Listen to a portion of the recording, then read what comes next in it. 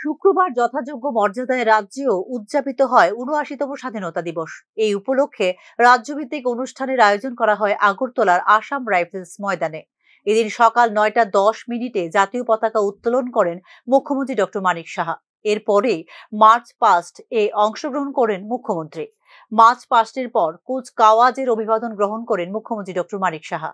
৭৯তম স্বাধীনতা দিবস উদযাপন উপলক্ষে রাজ্যবাসীর উদ্দেশ্যে বক্তব্য রাখতে গিয়ে ত্রিপুরাকে এগিয়ে নিয়ে যাওয়ার রাজ্য সরকারের প্রতিবদ্ধতার কথা জানিয়েছেন মুখ্যমন্ত্রী ডক্টর মানিক সাহা। জিএসডিপি এর ক্ষেত্রে উত্তর পূর্বাঞ্চলে দ্বিতীয় স্থানে রয়েছে ত্রিপুরা। শুধু তাই নয়, শিক্ষা, স্বাস্থ্য, কৃষি, বিদ্যুৎ, ক্রীড়া, মৎস্য ও পশুপালন, জনজাতি উন্নয়ন ইত্যাদি ক্ষেত্রে ত্রিপুরাকে ফ্রন্ট রানার রাজ্য হিসেবে নীতি আয়োগের ঘোষণার কথা আবারও একবার উল্লেখ করেন মুখ্যমন্ত্রী ডক্টর মানিক সাহা। আমাদের সরকার অর্থনৈতিক প্রবৃদ্ধি, গুণগত শিক্ষা, স্বাস্থ্য পরিষেবা, জনজাতিদের বিকাশ, মহিলা ক্ষমতায়ন, সামাজিক কল্যাণ, কর্মসংস্থান সৃষ্টি ও মানব সম্পদ উন্নয়নে নিরলসভাবে কাজ করছে। এগিয়ে চলার এই অভিমুখ আমাদের সুশাসনের নীতি দ্বারা পরিচালিত হচ্ছে।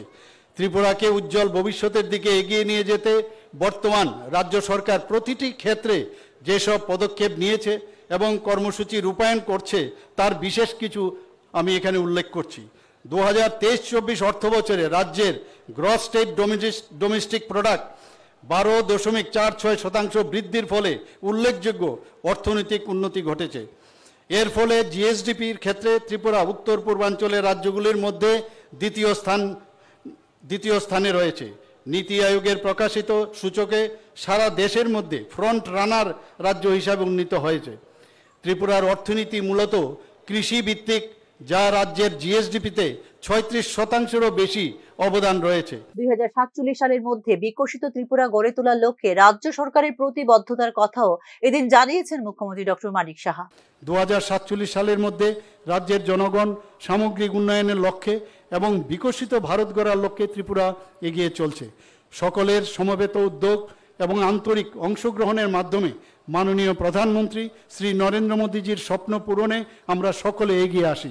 উন্নত ভারত গড়ার যে সুযোগ আমাদের সামনে এসেছে, আসুন তাকে আমরা বাস্তবায়িত করি।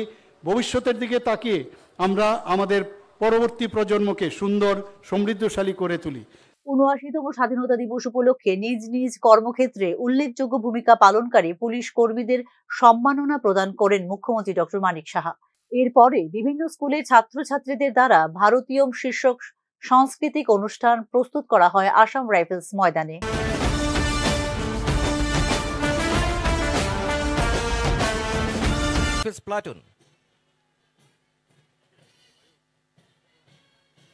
आसाम राइफल्स प्लाटून नेतृत्वे Naib Subedar Hareram Yadav, Parade Commander Baram Girang Muchang H. Francis Darlow, union home minister's special operation medal এবং অসাধারণ অসূচনা কুশলতা পদকে ভূষিত করেছেন। এখন তাদের এই পদকে অলঙ্কৃত করবেন ত্রিপুরার মাননীয় মুখ্যমন্ত্রী প্রফেসর ডক্টর মানিক সাহা মহোদয়। Abdul Shahid, Naib Subedar clerk, 10 battalion Tripura state rifles.